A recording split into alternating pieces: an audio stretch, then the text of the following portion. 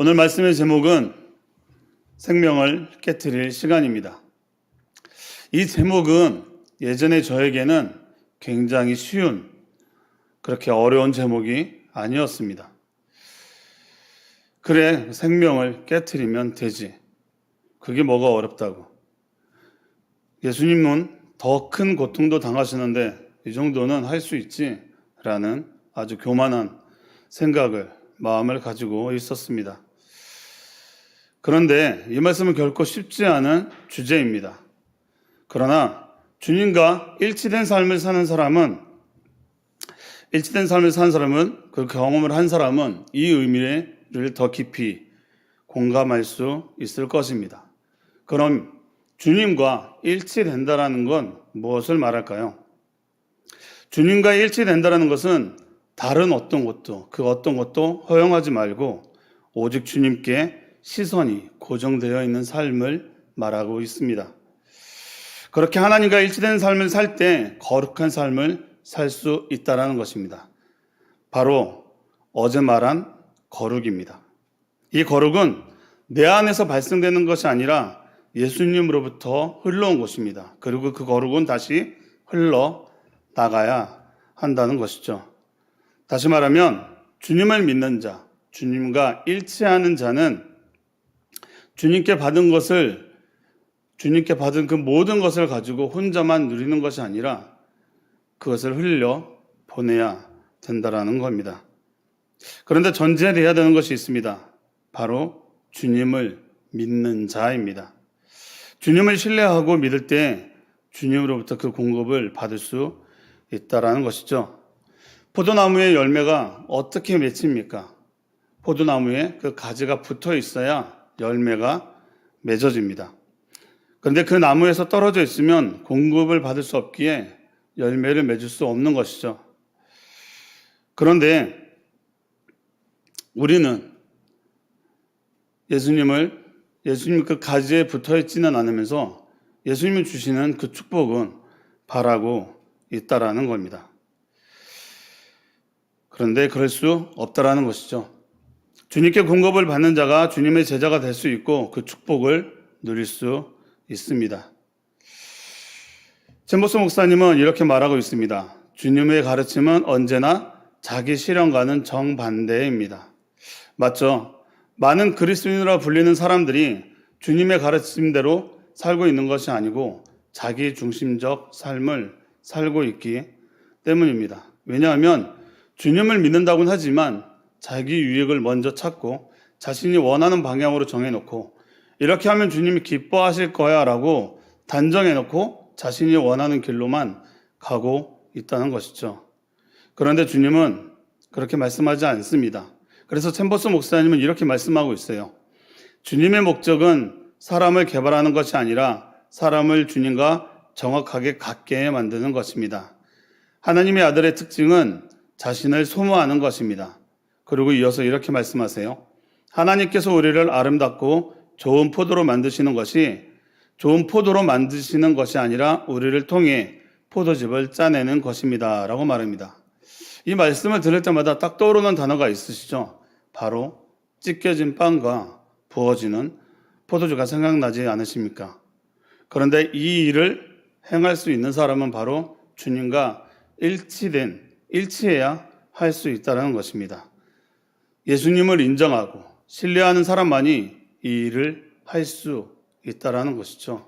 하나님의 아들인 예수 그리스도가 그렇게 하셨기 때문입니다. 묵상 안에 이런 표현이 있습니다. 하나님의 아들의 특징은 자신을 소모하는 것입니다. 이 말씀을 두 가지로 한번 묵상을 해봤습니다. 첫 번째는 예수 그리스도의 삶에서 찾아볼 수 있었습니다. 예수님은 자신을 끝까지 내어주시는 분이셨습니다.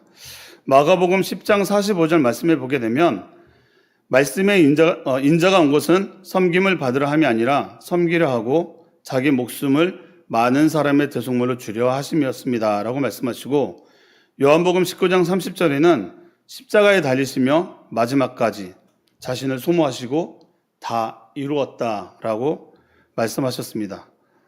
즉 예수님의 삶의 특징은 자기의 유익을 구하지 않고 철저히 자신을 소모하며 하나님과 이웃을 위한 희생의 삶을 사셨다고 말하고 있는 것이죠. 그럼 두 번째로 하나님의 아들 된 우리 성도의 삶은 어떠해야 하는가? 성경은 우리도 하나님의 자녀라 불리게 된 만큼 그 아들의 성품을 닮아야 한다라고 말하고 있습니다. 우리 요한일서 3장 16절 말씀을 다 함께 읽었으면 좋겠습니다.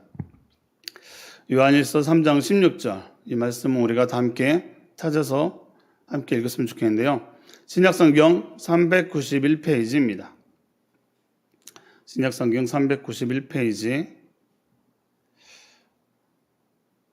시작. 그가 우리를 위하여 목숨을 버리셨으니 우리가 이로써 사랑을 알고 우리도 형제들을 위하여 목숨을 버리는 것이 마땅하니라. 아멘. 우리도 형제들을 위하여 목숨을 버리는 것이 마땅하니라 라고 말씀하고 있습니다. 또 요한복음 12장 24절 말씀에서는 밀알 하나가 땅에 떨어져 죽어야 많은 열매를 맺는다고 말하고 있습니다. 하나님의 자녀는 자신을 소모하는 삶을 통해 다른 사람들에게 생명을 흘려보내야 된다고 말하고 있는 것이죠. 그런데 이 두 가지를 볼 때 하나님의 아들의 특징은 무엇입니까? 자기 보존이 아니라 자기 소모입니다. 철저히 자신을 비워 하나님께 드리고 이웃을 섬기는 삶을 살아야 한다고 말하고 있는 것이죠. 즉 자신을 위해 사는 것이 아니라 주님을 위해 소모되는 삶을 살아야 한다고 말하고 있습니다. 그럼 우리는 질문을 던져봐야 합니다. 우리의 삶은 어떻게 지금 자신을 소모하고 있습니까? 주님을 위해서입니까? 아니면 세상의 유익을 위해서입니까? 사랑하는 성도 여러분, 신앙 안에서 포도즙처럼 된다는 것은 내 이성이 살아있으면 할 수가 없습니다. 할 수가 없더라고요. 여러분, 포도알이 포도즙이 되려면 어떻게 되는지 알고 계시죠?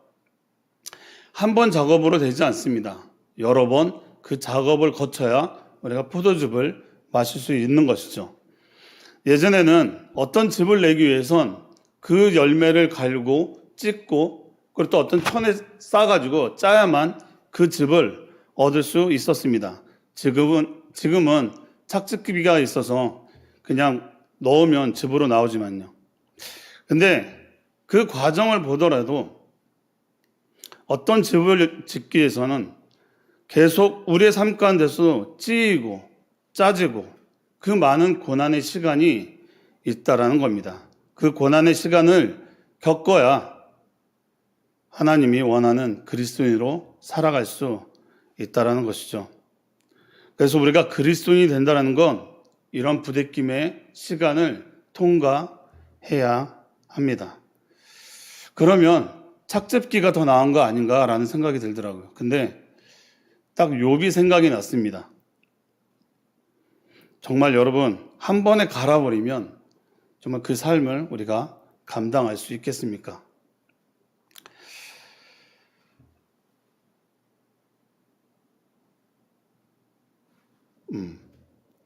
참 어려운 시간들이 있더라고요. 그렇게 하나님의 그런 시간을 대할 때마다, 그런 고난의 시간을 겪을 때마다 그런 어려움들이 있습니다. 하지만 그 안에서 또 그 은혜를 찾는 시간이 있더라고요. 챔버스 목사님은 오늘 묵상에서도 마리아의 향유를 깨뜨린 사건을 말씀하십니다. 담임 목사님께서도 챔버스 목사님이 우리와 함께 사역을 하고 있다고 말씀하시잖아요. 오늘 묵상을 읽으면서도 정말 그런 것 같더라고요. 그래서 계속 이 말씀을 듣고 묵상을 하게 되더라고요. 그래서 저번 주 담임 목사님 주일 설교를 다시 한번 듣게 되었습니다. 그러면서 이런 생각이 들더라고요. 왜? 지금 계속 한 3주간에 걸쳐서 이 마리아의 향유에 대한 말씀을 하시고 있잖아요. 우리가 계속 듣고 있잖아요. 새벽에도 그렇고 주일도 그렇고. 왜 우리 교회를 향해서 이 말씀이 계속적으로 선포되고 있을까? 딱 그런 마음이 주시더라고요. 우리 교회가 나아가야 할 방향이 바로 이 말씀이지 않을까라는 그런 마음이 다가오더라고요. 그리고 또 이 말씀을 함께 공유하는 우리 공동체에 한 사람 한 사람이 이 삶을 살아야 한다고 계속 선포되고 있는 것이 아닐까. 우리가 그것을 받아들이느냐 안 받아들이냐는 정말로 중요하다라는 생각이 들고 그 하나님의 계획하심이 있다라는 것이 생각이 들더라고요. 그러면 우리의 시선을 그러면 어떻게 놔야 될 것인가? 마리아가 정말로 주변 시선을 보지 않고 예수님께 그 비싼 향유를 깨뜨린 것처럼 우리의 삶 가운데 정말로 주님만 고정되며 그 어떤 말도 듣지 않고 주님께 고정되며 그 일을 향하고 있는가 다시 한번 돌아보게 됩니다. 근데 신앙생활을 하다 보니 저도 이런 많은 경우가 있더라고요. 하나님 앞에 드려야 될 그 시간에 그 어떤 마음을 순종하지 못한 그 마음이 생각이 났습니다. 여러분은 그런 경험이 없으신가요? 하나님이 주시는 마음이 있는데 그것에 순종하지 못했던 마음들, 사람들의 어떤 주변의 시선, 그리고 또 많은 생각들. 그런데 묵상하면서 이런 생각이 들더라고요. 그때 순종했다라면 나에게 어떤 결과가 일어났을까라는 생각도 들기도 하더라고요. 여러분, 주님이 주시는 마음이 있다면 한번 순종해 보십시오. 그것이 진짜 맞는 행동일까 생각이 든다면 순종해 보면 압니다. 그럼 주님께서는 이런저런 생각에 얽매이지 않고 모든 것을 주님께 다 드린 마리아를 기뻐했던 것처럼 여러분의 그 순종을 주님께서는 기뻐하신다는 겁니다. 잼버스 목사님 말입니다. 하나님은 그분의 아들의 생명을 쪼개셔서 세상이 구원을 받도록 하셨습니다. 우리도 주를 위해 우리의 생명을 쏟아부을 준비가 되어 있습니까? 나를 믿는 자는 그 배에서 생수의 강이 흘러나오리라. 이 믿는 자를 통해 흐르는 생수의 강으로 인해 수없이 많은 다른 사람의 생명들이 끊임없이 새로워질 것입니다. 지금은 생명을 깨뜨릴 시간입니다. 오늘 말씀의 제목과 너무나 딱 맞는 본문입니다. 사랑하는 성도 여러분, 우리가 지금 그 일을 해야 합니다. 생명을 깨뜨릴 시간. 세상의 어떤 유익보다 주를 위해 쏟아부을 시간이라는 겁니다. 우리 마음 안에 예수가 있으면 당연히 그런 삶을 살 수밖에 없다라는 것이죠. 나를 믿는 자는 그 배에서 생수의 강이 흘러나오리라. 이 말씀은 예수님을 믿는 자는 그 마음 깊은 곳에서 성령 충만함이 있게 되고 그 성령 충만함이 있으면 자기 안에 머무는 것이 아니라 흘러넘쳐 다른 사람에게 전해진다는 말씀입니다. 여러분이 주님을 믿을 때, 주님께 시선이 맞춰질 때 이 일이 일어난다는 겁니다. 이제 자기 만족을 추구하는 욕구를 멈추고 모든 것을 주를 위해 쏟아부을 때입니다. 말씀을 마무리하겠습니다. 묵상 마지막에 이런 표현이 있습니다. 누가 주님을 위해 이 일을 할까라고 묻고 계십니다. 누가 이 일을 해야겠습니까? 바로 이 자리에 앉아 계신 여러분, 그리고 우리 새움누리 공동체, 그리고 많은 그리스도인들이 이 일을 해야 되지 않을까요? 여러분, 사랑하는 성도 여러분, 여러분 안에 생수의 강이 흘러 넘쳐 흐르고 있습니까? 아니면 나만 은혜 받으면 되지 하고 간직하고 있으십니까?